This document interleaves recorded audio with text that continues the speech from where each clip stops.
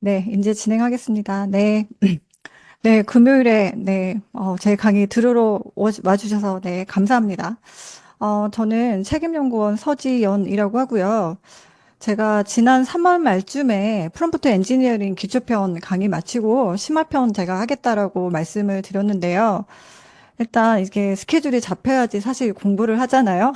그래서 저 그때 이제 미루고 있다가 이제 이게 스케줄 잡히고 나서 좀 한 일주일 정도 공부를 많이 했습니다. 그래서 이 기회에 제가 공부도 하게 되고요. 또 공부한 거 여러분들한테 풀 수 있는 기회가 된 거서 돼서 네, 기쁩니다.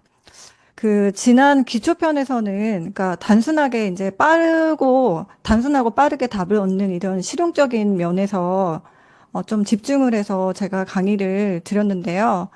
어, 이번 심화편에서는 이제 프롬프트를 좀 더 구조화하고요. 이제 전략적으로 설계하는 그런 고급 프롬프트에 좀 더 집중할 생각입니다. 그래서 오늘 강의는 아무래도 무료 사용자보다는 이게 유료 사용자분들께 좀 더 유용한 내용이 많을 거라고 생각을 합니다. 근데 무료 사용자분들도 이런 식으로도 접근할 수 있는구나라는 그런 이제 인사이트를 얻으실 수 있을 거라고 보고요. 또, 네, 그렇게 되기를, 네, 기대하겠습니다. 일단, 지난번 기초편, 다시 좀 간단하게 리뷰하고 시작을 하겠습니다. 그러니까 프롬프트라고 얘기를 하면 우리가 얻고자 하는 최종 결과물에 대한 질문, 뭐 지시문, 요청사항, 명령문 이런 것들을 프롬프트라고 얘기를 하고요. 프롬프트는 크게 이제 내용적인 면, 형식적인 면, 그 밖에 뭐 여러 가지로 날 수가 있습니다. 그런데 내용은 우리가 이제 묻고자 하는 그 주제, 목적, 지시문이나 맥락 이런 것으로 구성이 되어 있고요. 형식은 양이나 어조, 포맷 이런 것들로 구성이 되어 있고 그 외에 이제 그 롤을 주는 거죠. 롤 플레이를 시키는 페르소나, 예시, 제약 조건 이런 것들은 기타로 포함을 시킬 수 있을 것 같습니다. 그러면 이 중에서 꼭 넣어야 되는 거는 당연히 우리가 진짜 최종적으로 얻고자 하는 주제죠. 주제 지시문은 꼭 넣어야 되고요. 그리고 상황, 배경이라든지 현재 상황을 설명하는 맥락 정도는 꼭 필수로 넣어줘야 된다고 저는 생각을 합니다. 어떤 강사님들 같은 경우에는 맥락은 필수가 아니라고 하는데 맥락을 넣지 않으면 사실은 진부한 얘기나 그러니까 결국은 쓰지 못하는 얘기를 하는 경우가 많거든요. 그래서 저는 지시문하고 맥락은 무조건 넣어야 된다라고 생각을 하고요. 그리고 있으면 좋은 것에는 이제 페르소나, 그러니까 롤을 주는 거죠. 그리고 포맷, 예시를 주는 거, 이 정도는 그러니까 있으면 좋은 거고요. 상황에 따라서 어조나 제한을 넣으면 될 것 같습니다. 그래서 그 이 많은 것들 중에서 뭐를 넣어야 되냐 이렇게 얘기를 하면 사실 되게 조금 깝깝할 수도 있을 것 같아서 제가 지난번에 기본 템플릿을 드렸습니다. 그래서 나는 누구누구야 이번에 뭐뭐 하는 상황이 있어라고 적게 되면 여기까지가 맥락이 되는 거고요. 너는 뭐뭐로서 뭐뭐를 뭐뭐의 형식으로 해줘라고 얘기를 하면 이제 네 가지를 한꺼번에 저희가 입력을 할 수 있다라고 말씀을 드렸고요. 여기에 글자 수라든지 이런 거 이렇게 뭐 넣게 되면은 거의 이제 원하는 거에 뭐 100%는 아닐지라도 상당 부분에 만족하는 글을 얻을 수 있을 거라고 생각을 합니다. 그래서 역할, 목적, 포맷은 제가 대충 이런 식으로 내용을 드렸습니다. 물론 역할, 목적 형태가 이게 다가 아니고 수만 가지이겠지만 네, 일단 사용하는 대충 이렇게 그 방법을 알려드리면 예를 들어서 뭐 마케팅 전문가가 브랜드 스토리를 뭐 보고서 형식으로 만들어줘 이런 식으로 쓸 수 있다라는 거죠. 아니면 인터뷰 진행자가 인터뷰 내용을 뭐 이메일 형식으로 만들어줘. 이런 식으로 쓸 수 있습니다. 그래서 다시 나는 누구누구야? 이번에 뭐뭐의 상황이 있는데 너는 뭐뭐로서 뭐뭐의 형식으로 해줘. 이 패턴만 익히셔서 하면 웬만한 답은 얻으실 수 있을 거라고 생각이 됩니다. 프롬프트는 기본적으로 좀 구체적으로 작성을 하셔야 되고요. 그리고 명확하고 간결하게 적으셔야 됩니다. 그러니까 앞에 말씀드린 것처럼 맥락과 배경 설명을 당연히 해야 되고요. 그리고 필요하고 가능하다면 예시와 조건 제시하는 게 좋고, 모호한 표현은 피하시고요. 질문의 의도를 명확히 적는 게 좋고요. 불필요한 수식어는 생략을 하시고 핵심만 담아서 간단하게 구성하는 게 좋습니다. 그리고 지난번에 답변이 프롬프트가 너무 길거나 답변이 마음에 안 들 때는 구조화하라고 제가 말씀을 드렸고 XML을 제가 말씀을 드렸고요. 그리고 이 인공지능 굉장히 거짓말을 많이 한다. 그래서 거짓말을 줄이는 프롬프트로서 사실과 너의 의견을 구별해줘라는 거 제가 소개를 해드렸고, 그리고 한 번에 완성한다라는 거는 생각을 하지 마시고 멀티턴으로 다듬고 수정 요청을 통해서 완성도를 높이자라고 제가 말씀을 드렸습니다. 네, 여기까지가 지난번 내용이고요. 이렇게 해도 상당히 좋은 답변을 얻으실 수가 있습니다. 그런데 왜 프롬프트 엔지니어링 심화편을 배워야 되냐라고 하면 방금 말씀드린 이제 프롬프트는 질문에 답하는 도구로서 저희가 인공지능을 이용을 하는 거고요. 그게 아니라 좀 스스로 생각하고 협력하는 이렇게 파트너로서 그러니까 인공지능을 활용하기 위해서는 저희 고급 프롬프트를 이용을 해야 됩니다. 이 방법은 GPT 사고 흐름을 이제 설계할 수 있도록 저희가 프롬프트에 녹여내는 거고요. 그리고 또 스스로 검토하고 개선하게끔 만들어 놓고 필요하다면 외부 리소스를 활용해서 연결할 수 있도록 저희가 프롬프트를 만들 수가 있는데 이런 것들이 이제 고급 프롬프트라고 생각이 됩니다. 일단 여기는 교과서적인 얘기인 거고요. 실제로 왜 고급 프롬프트를 사용을 해야 되냐라고 물어보면 저는 이제 경제적인 거로 답을 하고 싶어요. 그러니까 여기 계신 분들 인공지능 많이 사용을 하시고 이제 추론 모델이라든지 심층 리서치 통해서 답을 얻으면 굉장히 좋은 답을 얻는다라는 거 다 알고 계실 거예요. 그런데 아마 여기 계신 분들 중에서 30만 원 프로 사실 쓰시는 분들은 아마 없든지 거의 드물 거라고 생각을 합니다. 그래서 저도 네, 20불짜리 쓰고 있는데요. 20불짜리 사용하시는 플러스 요금제 사용하시는 분들은 추론 모델은 주 100회 메시지 전송만 가능하고요. 심층 리서치는 월 25일 가능하다고 얘기를 하는데 표준은 10번이고요. 그나마 15번은 경량화 리서치만 가능합니다. 그러면 우리 되게 이거 아껴 써야 되는 거잖아요. 그럼 아껴 쓰면 할 때 되게 똘똘하게 프롬프트를 만들어야지 저희가 원하는 거에 가까운 100%는 아니겠지만 그래도 어느 정도 우리가 원하는 거에 가까운 답을 얻으실 수가 있습니다. 그래서 저희가 20달러로 200달러까지는 아니더라도 100달러, 150달러의 가치를 하려면 결국은 저희는 프롬프트를 잘 만들어야 된다고 네, 생각을 합니다. 그래서 같은 한도 내에서 추론 모델을 안정적으로 운영하고요. 토큰 소비를 줄이고 하려면 고급 프롬프트를 배우셔야 됩니다. 그리고 제일 먼저 말씀드릴 거는 인 컨텍스트 러닝입니다. 이게 그대로 해석을 하면 문맥 내에서 배운다라는 거죠. 보통 이제 인 컨텍스트 러닝이라 하면 제로샷, 원샷, 퓨샷을 얘기를 많이 하고요. 그러니까 제로라는 거 없는데 뭐가 없다면 그 예시가 없다라는 겁니다. 예시가 없거나 예시가 하나가 있거나 아니면 예시가 두 개 이상 있는 것을 제로샷, 원샷, 푸샷이라고 얘기를 합니다. 근데 제가 제로샷은 왜 이게 인 컨텍스트 러닝일까라고 했는데 제가 이거 챗GPT한테 물어보니까 이렇게 얘기를 하더라고요. 예시가 없다고 하더라도 프롬프트 자체가 지시 자체가 이제 문맥이 된다라고 얘기를 하는 거죠.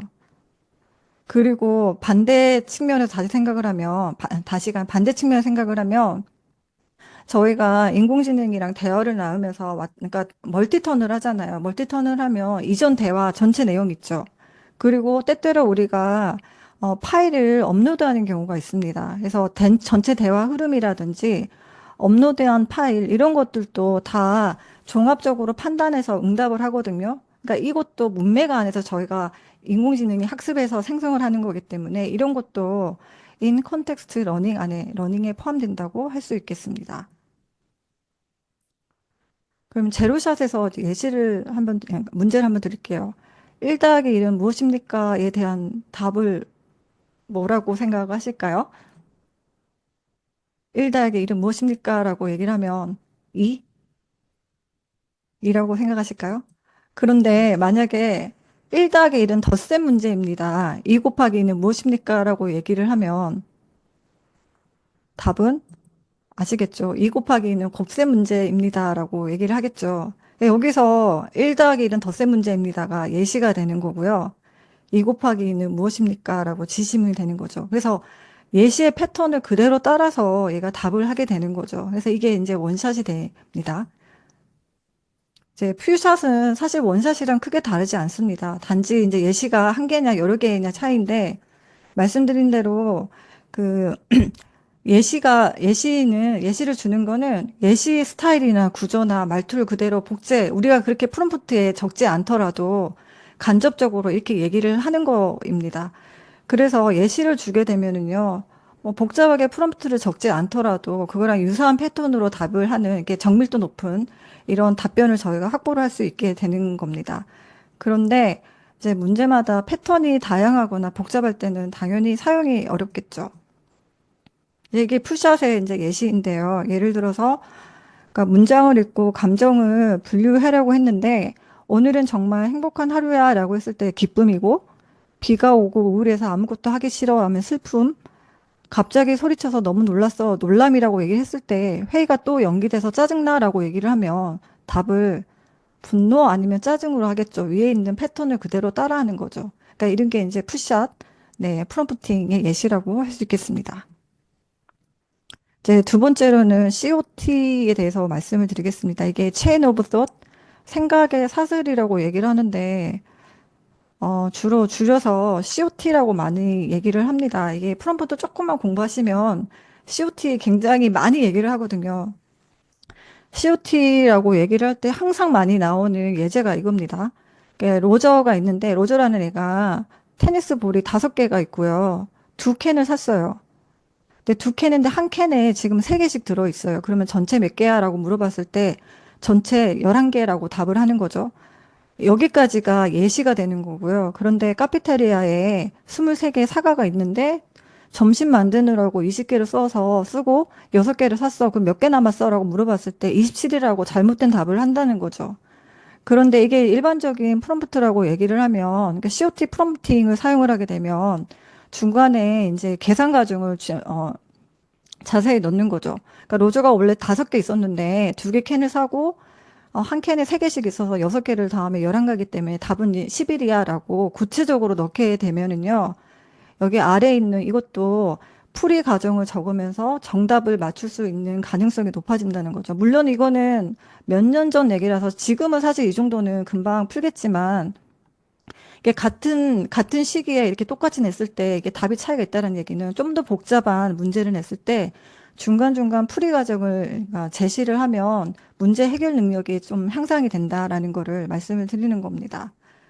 그래서 COT라고 얘기를 하는 거는요, 정답만 요구하는 것이 아니라 강제로 하는 거죠. 강제로 생각하는 과정을 단계적으로 서술하도록 만드는 그런 이제 프롬프트 기법입니다.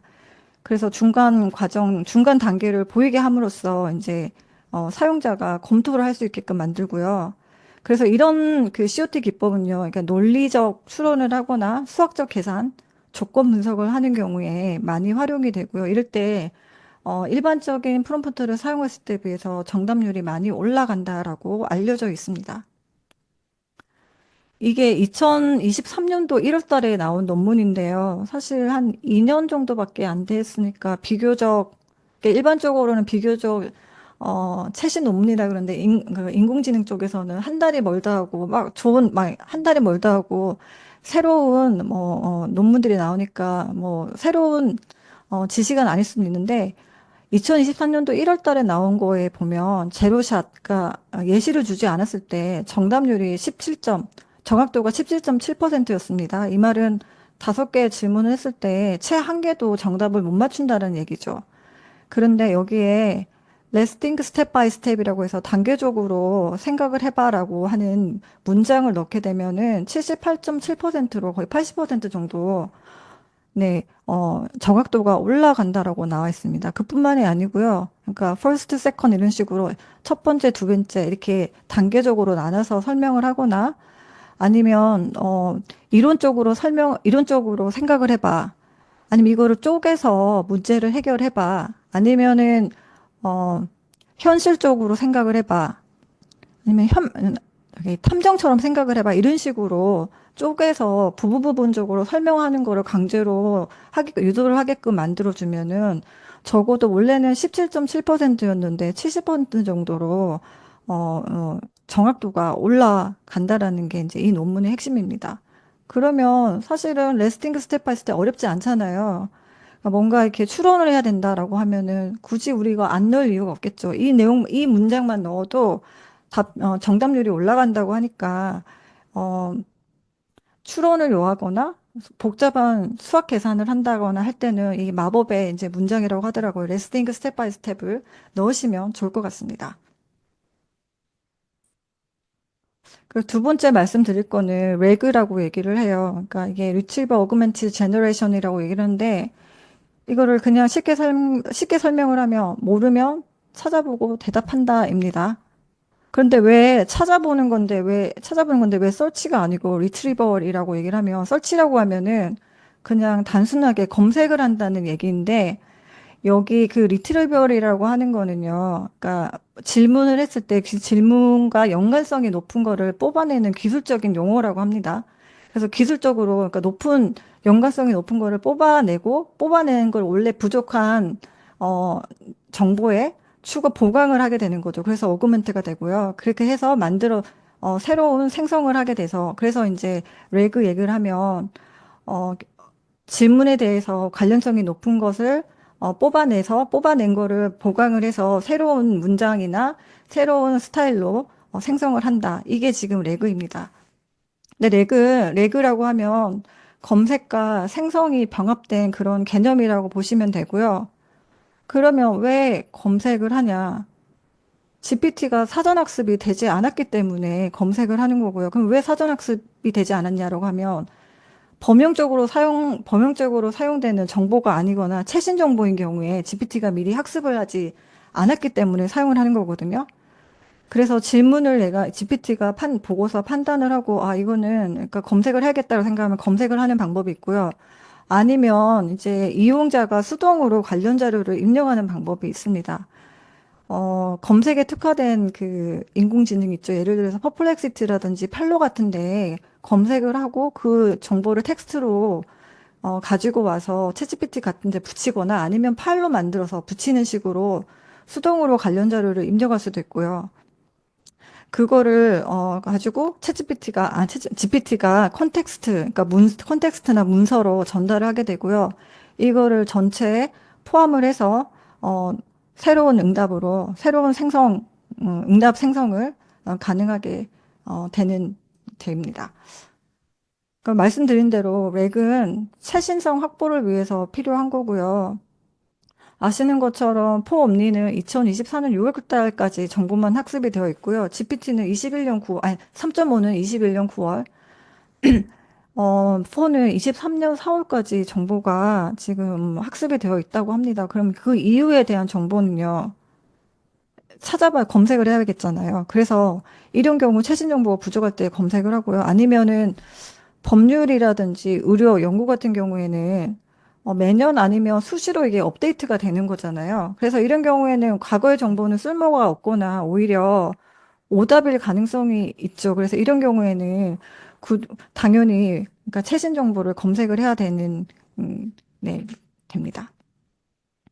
이제 적용하는 방법은 아까 말씀드린 것처럼 퍼플렉스나 펠로 같은 그 검색에 특화된 사이트에서 정보를 획득을 해서 LLM에 첨부를 하고 이 기반으로 요약 질문을 하는 것도 있고요. 아니면 파일을 읽게 만들어서 그 안에 이제 답변하게 만드는 게 이제 챗 PDF나 SQL PDF 릴리즈 같은 게 있고요. 아니면 플러그인이나 API 같은 거를 이용을 해서 실시간 검색을 하는 게 있고요. 그리고 벡터 데이터베이스를 활용하는 게 있는데 이거는 뭐냐면요. 예를 들어서 이제 그 우리가 시험 공부를 하고 있어요. 그럼 시험 공부에 대한 답은 내가 정리를 한 노트에서 찾아보는 게 더 빠르겠죠. 물론 이제 인터넷 검색을 할 수는 있겠지만 인터넷 검색을 하면 굉장히 찾아야 되는 데이터 폭이 굉장히 광범위한데 내 노트를 찾아보는 게 편하잖아요. 그래서 이런 벡터 데이터베이스라고 얘기를 하면 일종의 개인 데이터 재정서라고 생각을 하시면 됩니다.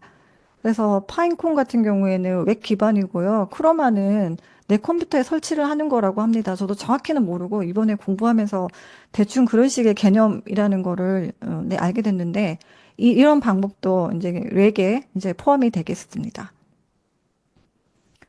예시를 드리면요. 그러니까 2023년 이후 국내 바이오 스타트업 중 시리즈 B 이상 투자를 유치한 기업들을 산업군별로 분류하고 투자 금액이 가장 큰 탑3 기업의 핵심 기술과 투자자 리스트를 표로 정리해줘. 각 기술이 적용되는 질환군도 설명해줘라고 굉장히 좀 요구하는 게 많은 이런 프롬프트를 우리가 입력을 했다고 하면 일단 2023년도 이후니까 최신 정보가 필요하고요. 최신 투자나 데이터베이스도 제공받아야 되고요. 바이오 산업, 질환 분류, 기술 해석, 도메인 지식 이런 것들이 필요하죠. 그래서 이렇게 얘기를 하게 되면 GPT가 알아서 판단을 해서 렉 기반의 예, 데이터를 우리한테 이제 출력을 하게 됩니다. 그러면 네이버나 구글 검색하는 것도 이것도 렉이라고 할 수 있을까요? 그 말씀드린 것처럼 이 렉에서 지자는 제너레이션입니다. 이게 아까 말씀드린 것처럼 검색만 해서는 안 되고요. 검색의 생성이 같이 병합이 되어야 됩니다. 그래서 네이버나 구글에서 데이터를 찾은 다음에 이거를 긁어서요, 텍스트로 만들거나 텍스트로 붙이거나 아니면 파일로 만들어서 챗GPT 같은 이런 생성형 AI에 넣고 그걸 기반으로 해서 답변을 받는다 그러면 이거는 렉이지만 그냥 단순하게 검색하는 거는 렉이 아니게 되겠습니다. 그리고 트리 오브 소트에 대해서 말씀을 드릴게요. 이거는 생각의 나무죠. 이게 왜 추리라고 얘기를 하냐면, 우리가 문제를 줬을 때 그 문제에 대해서 다양한 아이디어를 만들어 주는 거예요. 다양한 아이디어를 만들어 주는 게 마치 나무 가지인 것처럼, 생각을 해서 이제 트리 오브 소트라고 얘기를 하고요. 그러니까 우리가 블로그 같은 거를 보면은요, 뭐 맛집, 뭐 베스트 3, 뭐 이런 거 있잖아요. 삼선, 추천 3 이런 거 있죠. 네, 단지 이제 이렇게 나열만 한다고 해서 TOT가 되니까 트리 오브 더 TOT가 되는 건 아니고요. 장단점을 비교 분석을 하고 그중에서 가장 좋은 것을 최종 선택을 하는 것까지가 실행이 되어야지 TOT가 되는 겁니다. 그러면 최종 선택을 어떻게 하냐면요. 인공지능 자기가 자체 평가를 합니다. 자체 평가를 해서 가장 좋은 평점 받은 거를 우리한테 알려주거든요. 그러니까 여기까지가 실행이 돼야지 TOT라고 할 수 있는 겁니다. 아까 제가 COT 말씀을 드렸습니다. 문제를 풀 때 중간 단계 풀이를 하면 답변 성공률이 올라간다라고 얘기를 했죠.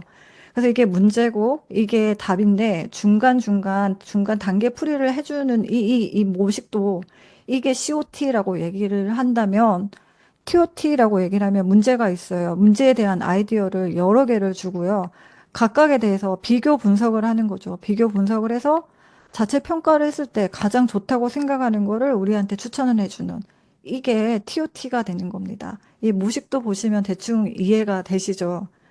약간 COT는 약간 직선적이고요. TOT는 이렇게 분기형이라는 네, 이유가 이런 뜻에서 이래서 네, 분기형이라고 할 수 있습니다. 그러면 TOT가 강력한 이유는 브레인스토밍이 가능하기 때문입니다. 말씀드린 것처럼 질문에 대해서 아이디어를 여러 개를 주고요. 그 아이디어에 대한 각각에 대한 장단점이라든지 분석을 해주는 거죠. 분석을 해주고 최종 답은 이거야라고 거기에 대한 이유까지 설명을 해주기 때문에 브레인스토밍이 되기 때문에 TOT가 굉장히 강력합니다.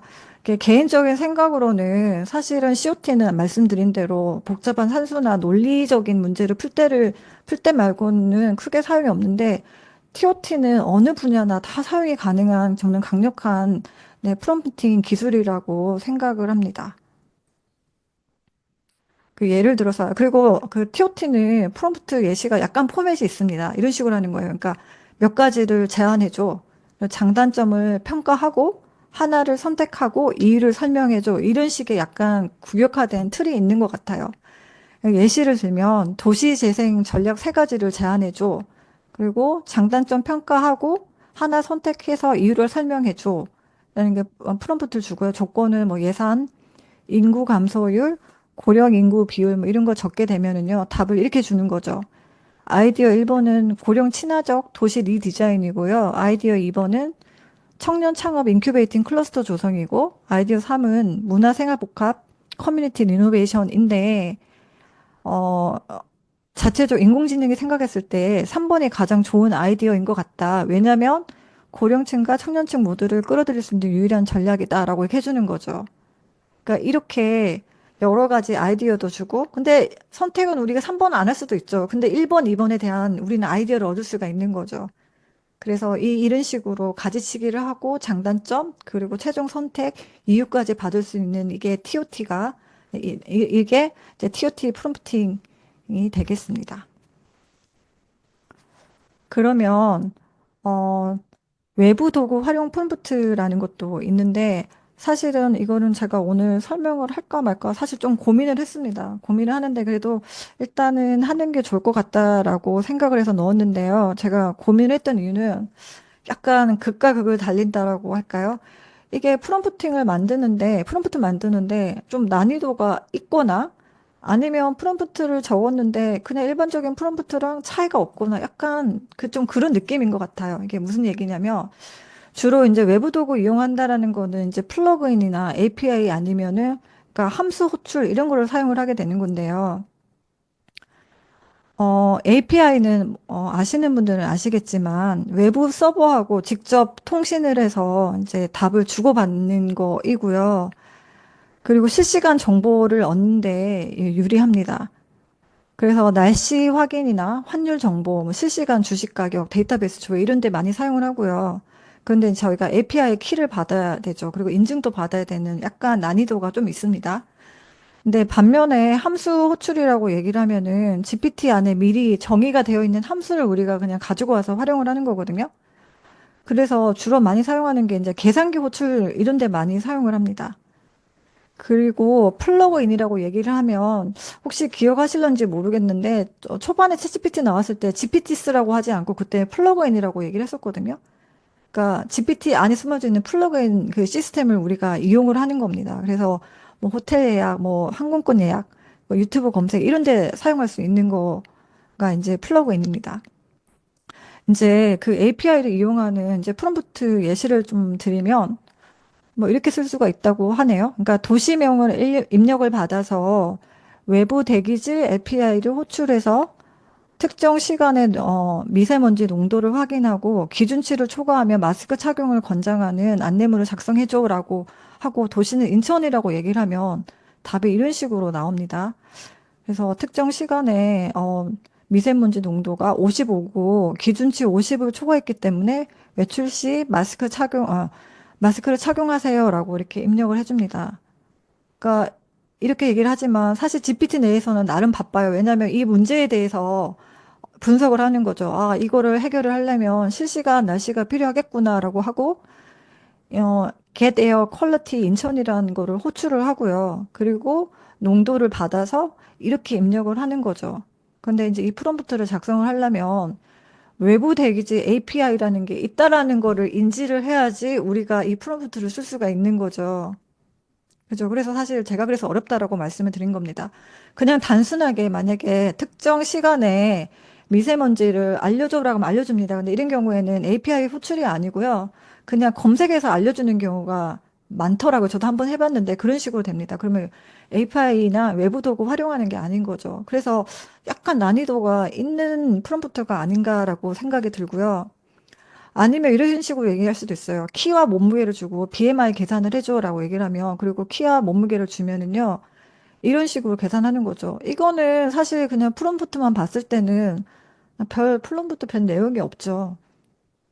그런데 이 인공지능 자체적으로는 되게 바쁜 그러니까 일련의 일들이 일어나요. 이 질문에 대한, 분석을 하고요. 이거는 BMI 공식이 필요하다 그래서 그 BMI 공식을 가지고 와서 키 몸무게 넣고 BMI를 계산을 하고 이게 정상 아니면 비정상 아니면 가치중 뭐 이런 식으로 입력을 해주는 거입니다.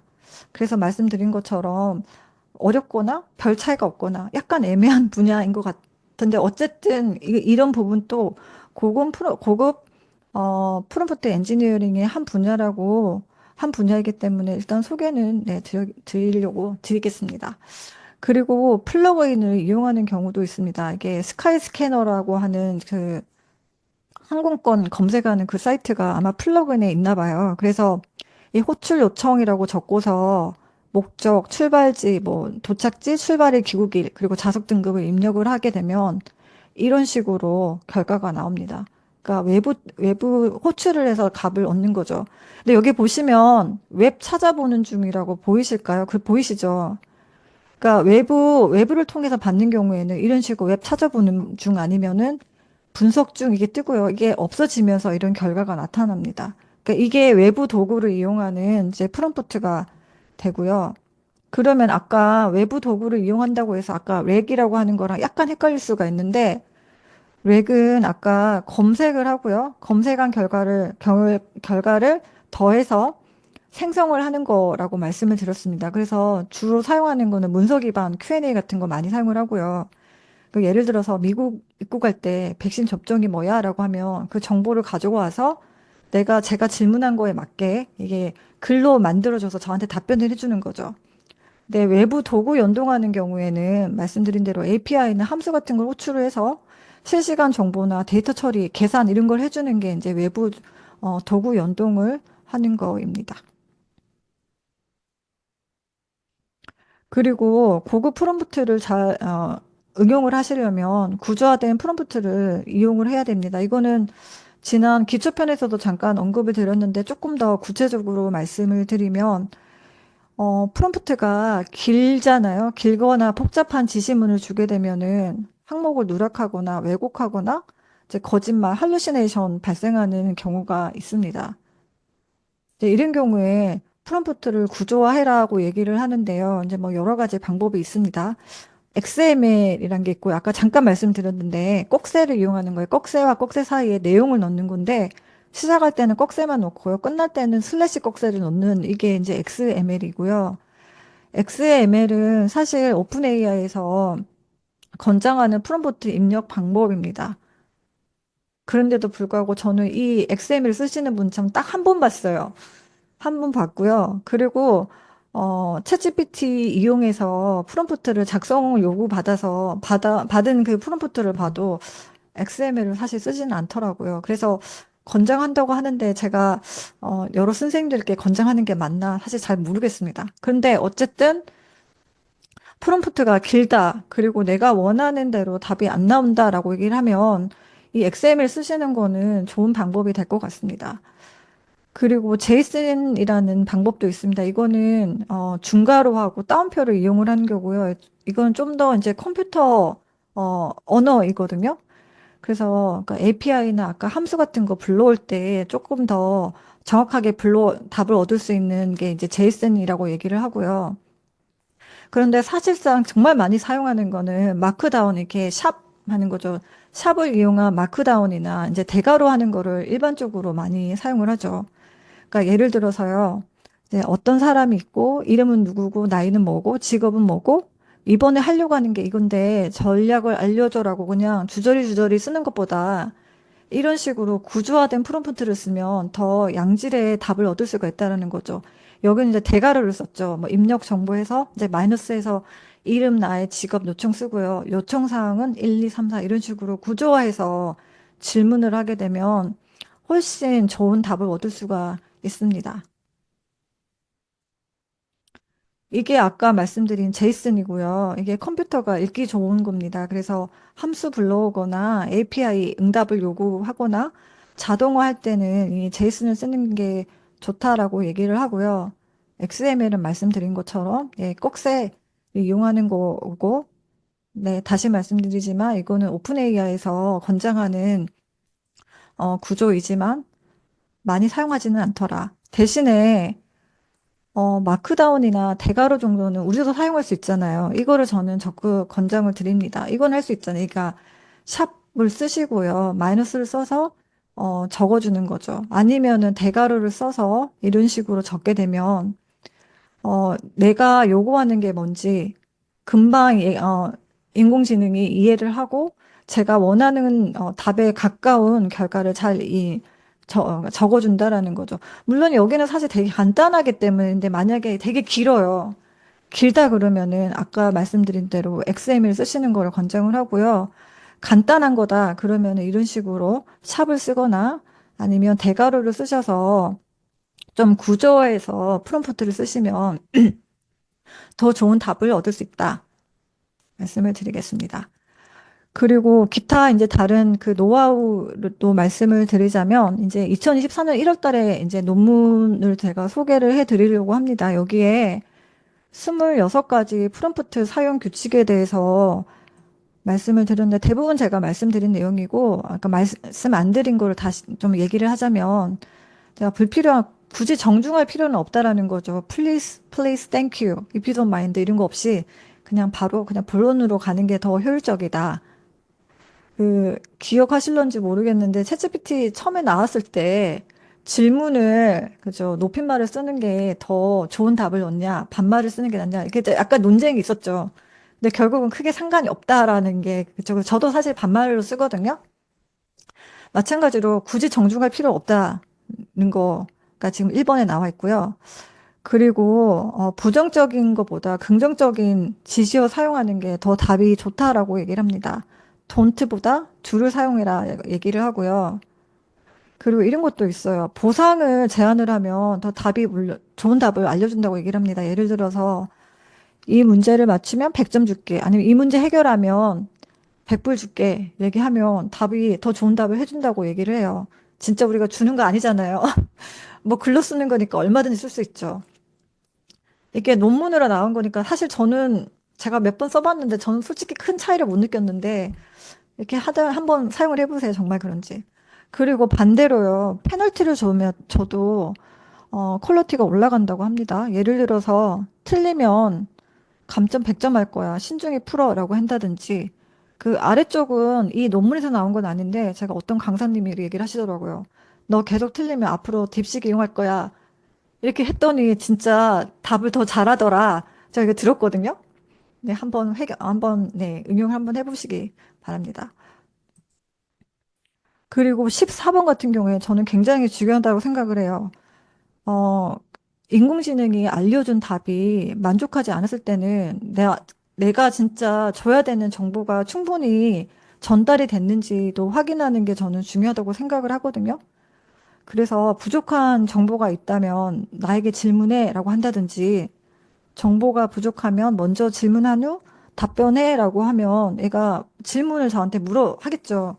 그 질문에 대한 답을 제가 하고 나서 그 전체 글을 받아보면 아무래도 제가 어, 답을 주지 않았을 때보다는 저 양질의 네, 글을 양질의 답을 받을 수가 있게 되는 거고요.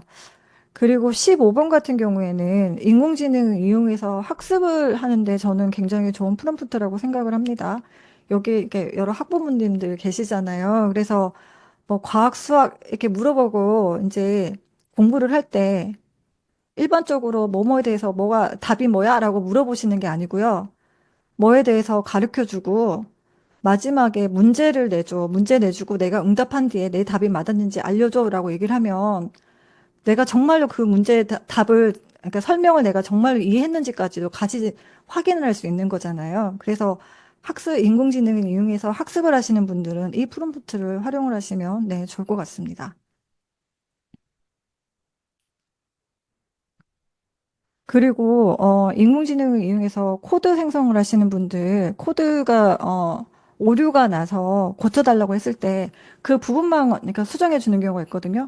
그럴 때는 전체 파일 전체 내용을 명시를 해달라라고 하는 것도 좋은 방법이고요.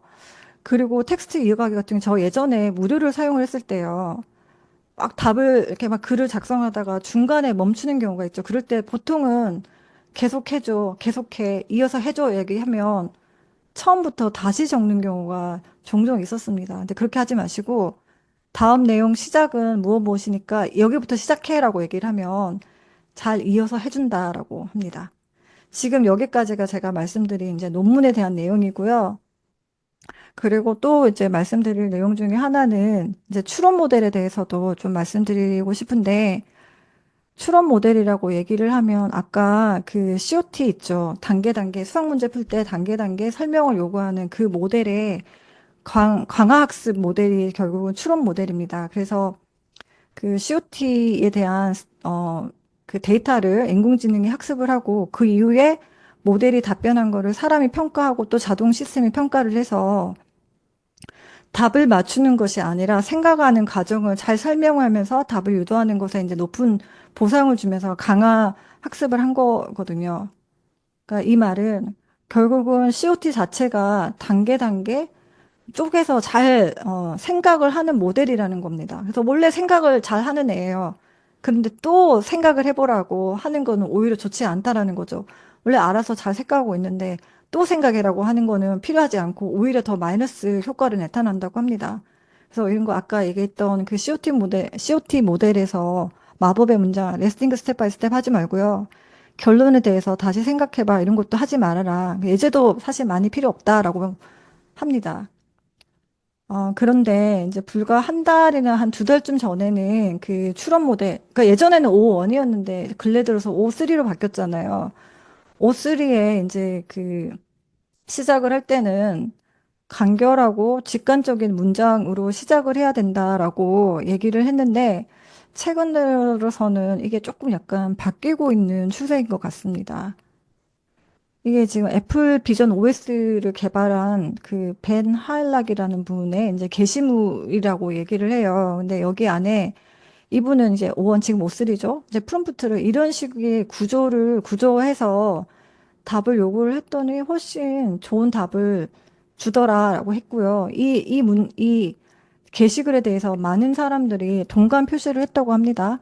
옛날에는 사실 이제 목표만 그냥 한 줄, 두 줄 간단하게 적는 이제 그런 프롬프트를 이용을 했었었는데 이분이 제시하는 방법은 목표를 적고요. 그 아래 리턴 포맷이죠. 그 출력 형식을 적고요.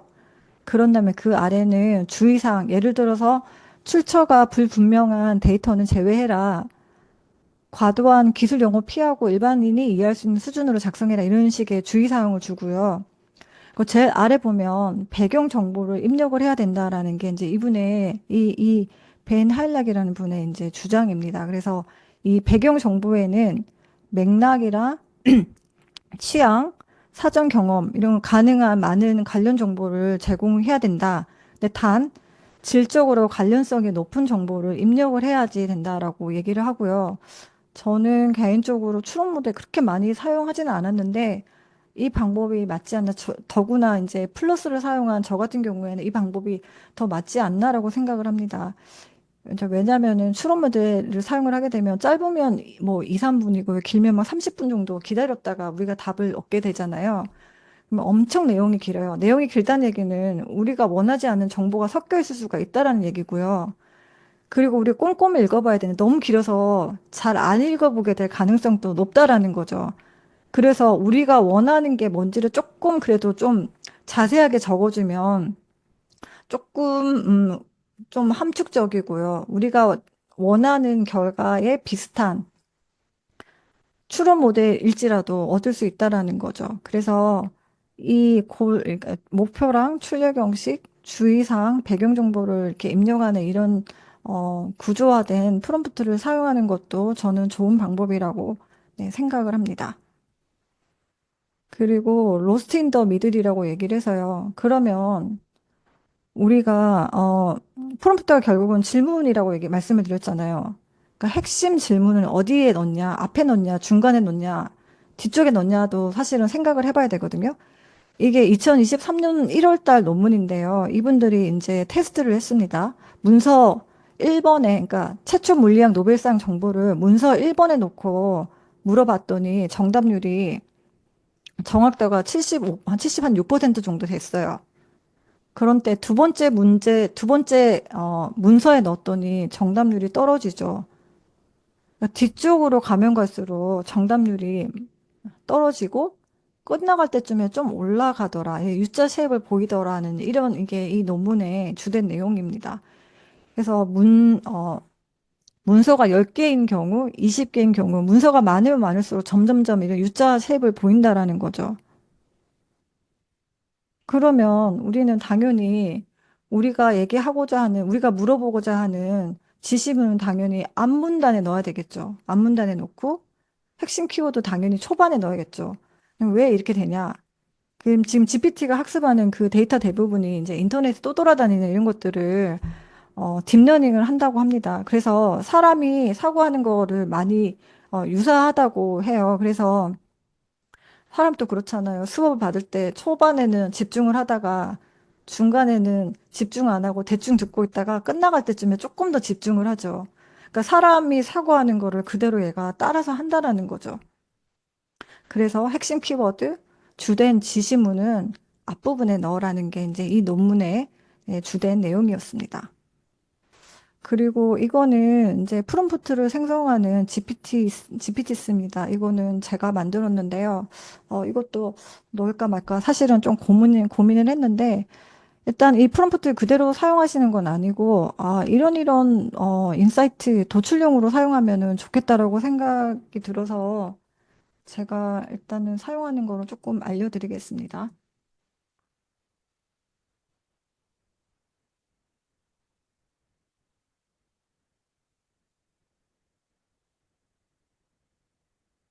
이 사용 방법은 그러니까 무엇을 하기 위한 고급 프롬프트가 필요해라고 이걸 적으면 되거든요. 그러니까 뭐 예를 들어서 제가 인천 연수구에 사는데요. 인천 연수구에 카페 창업을 하려고 해. 창업 기획을 하기 위한 고급 프롬프트가 필요해. 그러니까 되게 간단하게 이렇게 한번 넣어보겠습니다. 그러면 프롬프트가 만들어지도록 제가 GPT스를 만들었거든요. 보면 너는 뭐 정통한 창업기획 전문가의 롤 줬죠. 그리고 다음 조건을 바탕으로 해서 할 수 있도록 한다. 목표는 뭐고, 주의사항은 뭐고, 이렇게 얘기를 하죠. 사실 저는 이 정도만 해도 굉장히 훌륭한 프롬프트라고 생각을 하거든요. 우리가 머리를 쥐어 짜내서 이거를 쓴다고 생각을 하면 정말 어마어마한 노력이 들겠죠. 그러니까 이게 고급 프롬프트 제가 만든 GPT 통해서 그냥 일반적인 문장만 놓고서 만든 프롬프트이고요. 그 제가 아까 말씀드린 그 COT랑 TOT를 말씀을 드렸죠. 제가 이거를 이대로 카피를 하고요. 이렇게 한번 물어보겠습니다.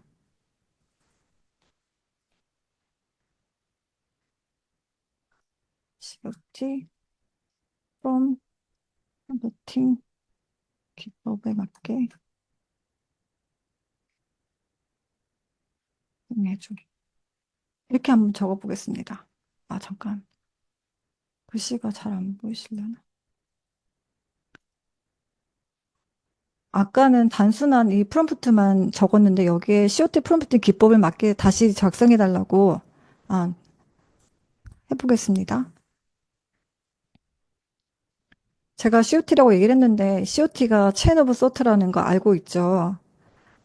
기억하실런지 모르겠는데 COT라고 하면 중간중간에 단계적인 풀이를 강제적으로 하도록 유도하는 그런 프롬프트이고요. 그래서 1번 스텝 1은 뭐고, 스텝 2는 뭐고, 스텝 3은 뭐다라고 이렇게 알려주는 거고요.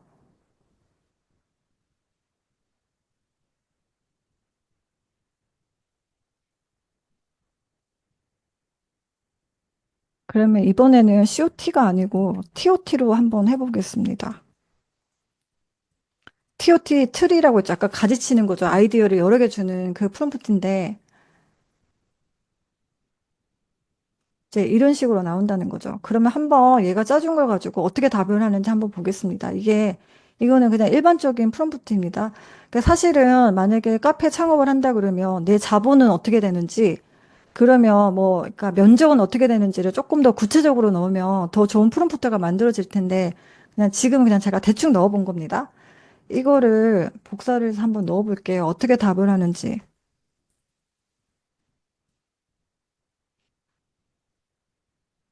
답을 하면 시장 분석을 하고 타겟 정하고 차별화된 카페 컨셉 제안하고 운영 수익 모델 설계하고 단계별 실행 계획을 해서 이렇게 해준다고 얘기를 하죠.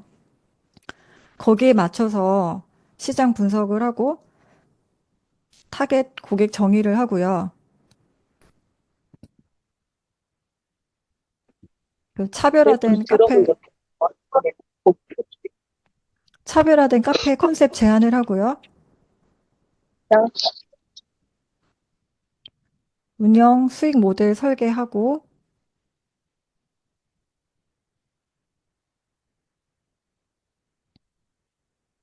단계별 실행 계획을 이렇게 알려주는 거죠. 그래서 2개월 전에는 뭐를 하고 1개월 전에는 뭐 하고 오픈 후 3개월 동안은 뭐를 하고 이렇게 알려주는 거죠. 사실 저는 이 정도만 해도 굉장히 훌륭하다고 생각을 하거든요. 그런데 느끼셨는지 모르겠는데 이거는 약간 정보, 단순하게 정보를 그냥 주는 약간 그런 느낌입니다. 그런데 이제 반면에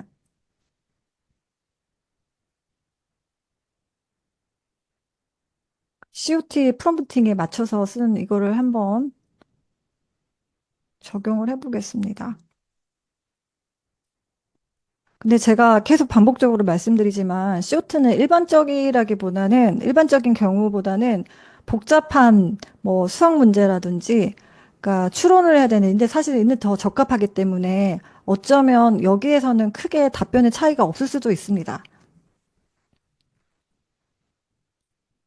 아, 그런데 여기 그림도 나오네요. 그림도 나오고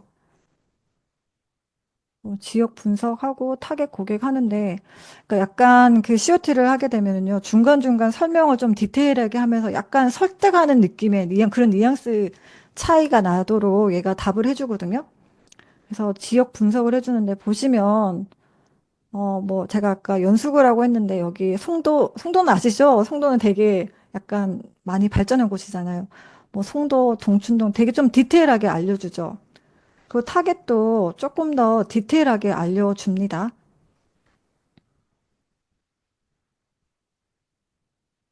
그래서 이런 식으로 COT만 해도 아까 그냥 일반적인 프롬프트보다는 조금 더 디테일하고 약간 설득하는 식으로 조금 답을 해주는 그런 경향이 있고요. 제 마지막으로 TOT 한번 해보겠습니다.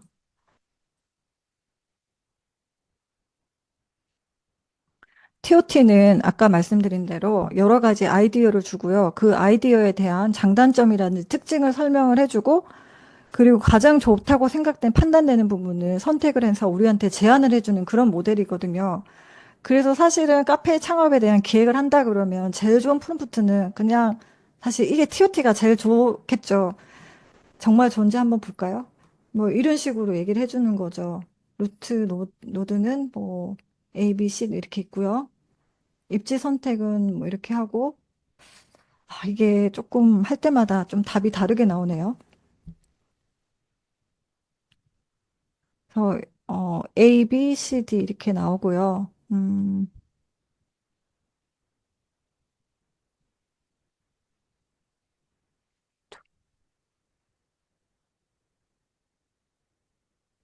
상권에서 A1, A2가 있죠. 그러니까 여기는 아이디어가 상권 및 입지에 대해서는 아이디어가 세 개를 알려준 거예요. A1, A2, A3가 있고요. 타겟은 B1, B2, B3가 있고 컨셉 및 브랜딩에서는 이렇게 또 C1, C2, C3가 있고 수익 모델에서는 D1, D2, D3가 있다. 그런데 최종 우리한테 제안하는 거는 A2, B3, C2, D3다라고 얘기해 주는 거죠. 선택 이유는 뭐 이렇게 얘기를 해주는 겁니다. 그래서 이런 식으로 사용할 수 있는 이 프롬프트를 제가 이렇게 만들었고요. 뭐 이거 이대로 사용하시다기보다 일단 기본 목적을 입력을 해서 프롬프트를 받고요. 그리고 TOT 기반 프롬프트를 받고서 좀 확장을 해서 답변을 보고 전체적으로 다 통합을 해서 최종 프롬프트를 만드는 거를 추천을 드리겠습니다. 이게 이제 마지막 페이지입니다. 진짜 좋은 프롬프트랑 뭐냐?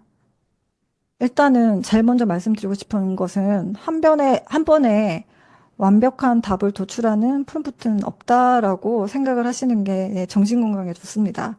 제가 예전에 한 번의 프롬프트로 완벽한 답을 받으려고 프롬프트를 계속 수정하고 하는 작업을 해봤거든요. 그러면 그 날은 돼요.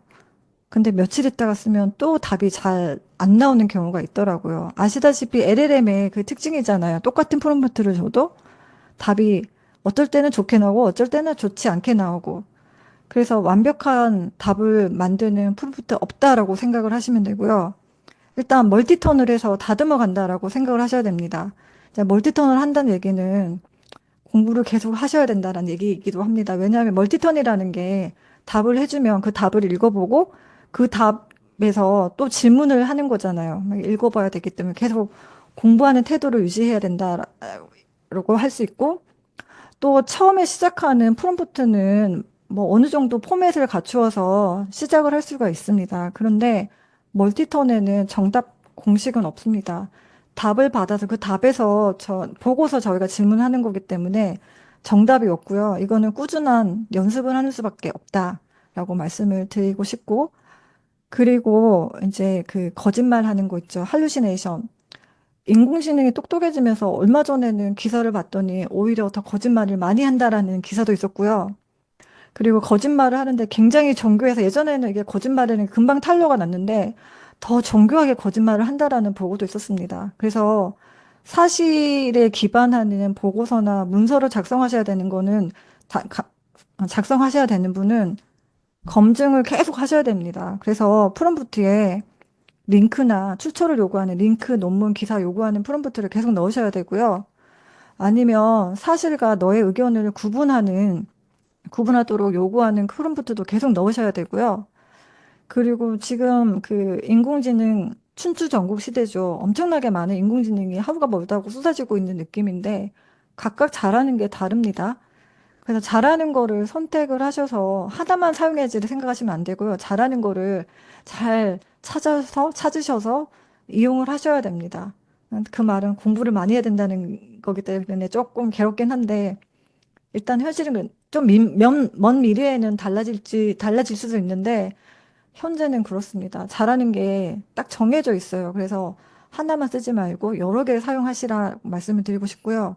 아까 제가 말씀드린 내용인데 다시 한번 강조해서 말씀드리면 원하는 결과가 만족스럽지 못할 때는 내가 정말로 충분히 나에 대한 정보를 줬는지 확인을 하셔야 됩니다. 그래서 정보가 부족하면 먼저 질문하는 답변해라는 프롬프트를 무조건 넣는 거는 저는 아주 바람직한 네, 태도라고 생각을 합니다. 네, 여기까지입니다. 네, 제가 9시에 딱 끝냈죠. 네.